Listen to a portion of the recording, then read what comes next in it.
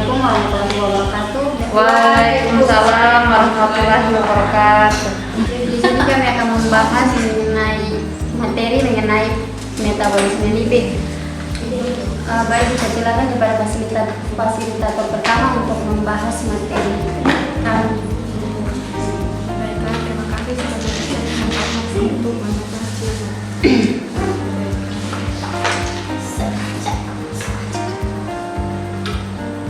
pengertian metabolisme lipid. Lipid yang penting dalam kehidupan adalah lemak-lemak netral,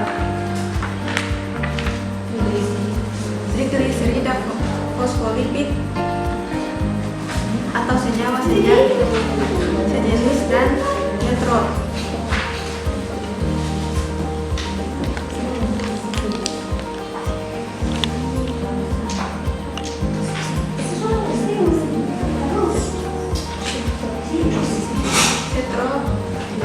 Trigliserida terdiri dari 3 asam lemak yang berkaitan dengan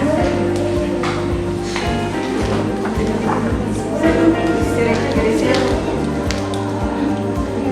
Asam lemak merupakan bagian struktur dan biologi yang penting sebagai sumber energi bagi jaringan foto, bahkan dengan keadaan tersedianya glukosa. Metabolisme mencakup proses anabolisme dan katabolisme. Hati merupakan pusat metabolisme lipid yang bertanggung jawab dalam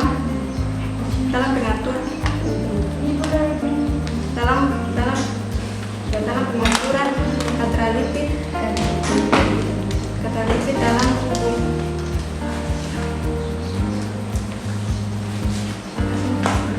Trigliserida yang digunakan untuk energi yang berasal dari makanan atau lemak yang disimpan dalam jaringan lemak.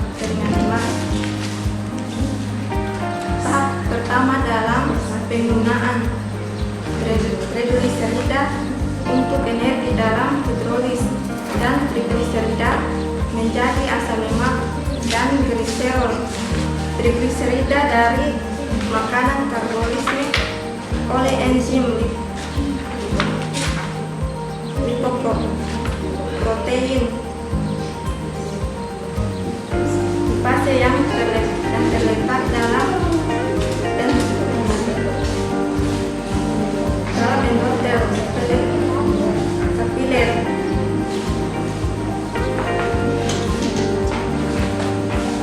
yang memecah trigliserida yang ada dalam darah menjadi asam lemak dan gliserol yang akan disusun kembali menjadi lemak baru dalam sel lemak. Trigliserida yang disimpan dalam jaringan lemak di katabolisme oleh hormon sintesis.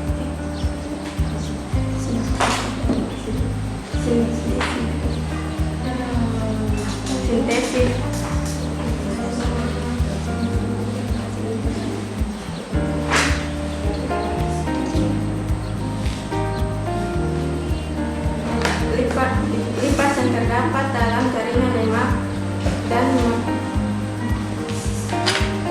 metabolisme.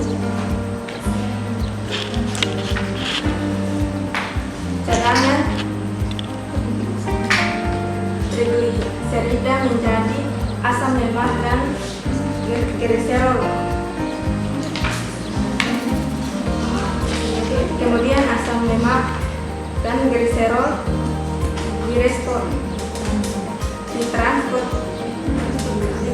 ke jaringan aktif dan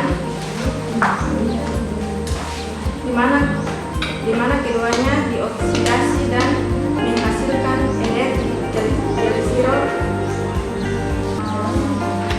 Trigliserida dapat disintesis dari asam lemak diaktifkan menjadi asil KOA oleh enzim. Asil KOA sintesis dengan memakai ATP dan KOA. Dua molekul asil KOA bergabung dengan gliserol 3 fosfat untuk membentuk 1,2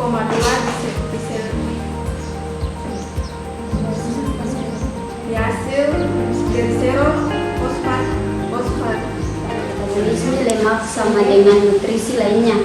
Dengan kata lain, beraneka ragam molekul dengan berbagai molekul akhirnya memecah menjadi karbohidrat CO2, air, H2O, dan ATP yang merupakan aliran energi karbohidrat. Metabolisme mengikuti 3 langkah umum untuk semua jenis nutrisi termasuk lemak dan karbohidrat. Langkah pertama adalah konvergensi molekul kecil lemak dan karbohidrat menjadi asetil KOA. Berikutnya adalah proses oksidasi asetil KOA yang siklus asam sitrat trikarbohidrat atau siklus TCA menghasilkan air, karbon dioksida, dan elektron secara berkelanjutan. Asetil KOA berkelanjutan mengubah bentuknya menjadi zat tentara seperti sitrat dan fumarte. Pembentukan karbon dioksida pada tahap kedua dilepaskan keluar oleh sistem respirasi sembilan pernapasan dan elektron digunakan dalam langkah terakhir, yakni sistem transport elektron. Sejumlah ATP dan air dihasilkan dengan reaksi berantai. Sistem asam lemak. Sistem asam lemak bukan merupakan kebalikan dari jalur pemecahannya. Sistem asam lemak merupakan seperangkat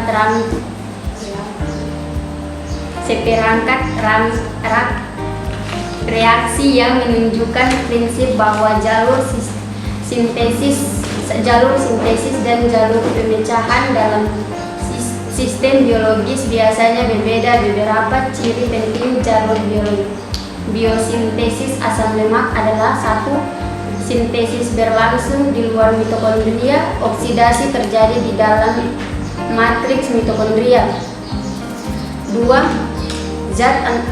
Zat antara pada sintesis asam lemak berikatan kovalen dengan gugus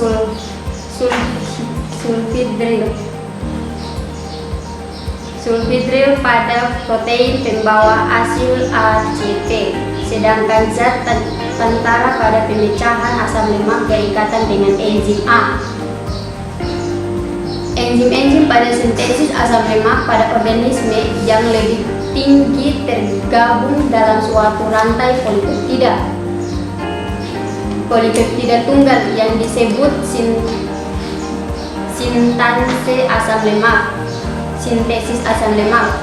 Sebaliknya, enzim-enzim pemecahan tampaknya tidak saling berikatan. 4. Rantai asam lemak yang sedang tumbuh diperpanjang dengan cara penambahan berturut-turut unit 2 karbon yang berasal dari asetil KOA. Donor aktif unit 2 karbon pada tahap perpanjangan adalah molenil ACP. Reaksi perpanjangan dipacu oleh pelepasan CO2. 5. Reduktor pada sintesis asam lemak adalah NADPH, sedangkan oksidasi pada pemecahan asam lemak adalah NAD dan FAB. 6. Perpanjangan rantai oleh kompleks sintase asam lemak terhenti setelah terbentuknya palmita C16, kepanjangan rantai lebih lanjut dan penyisipan ikatan rangkap oleh sistem enzim yang lain. Mungkin itu saya hasil presentasi singkat kami. Sedikit. Pertanyaan saya di sini, sebutkan tiga asam lemak yang berikan dengan glycerol.